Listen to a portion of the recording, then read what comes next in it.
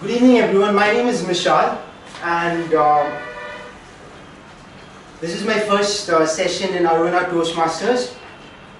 As all of you know, the first session is always an icebreaker and I'm glad to take this opportunity to say a little bit about myself.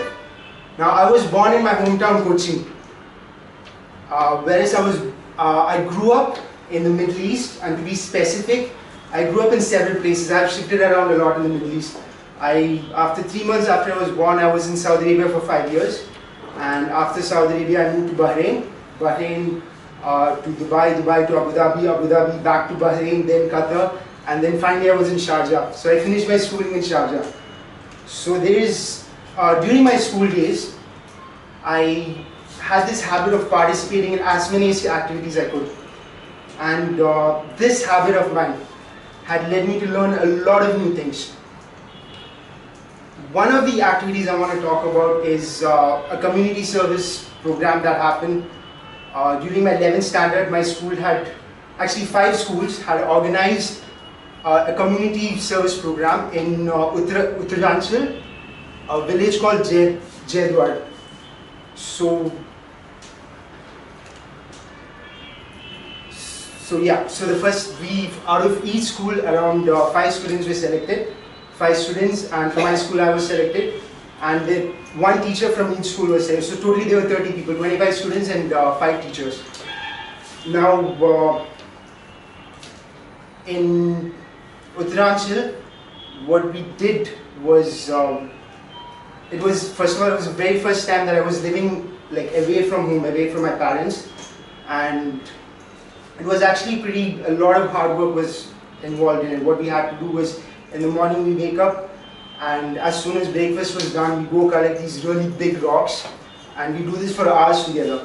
We collect rocks, there was this slope which we had to, level it to a 90 degrees and then fill up that slope with stones, so that it's a foundation for a small building.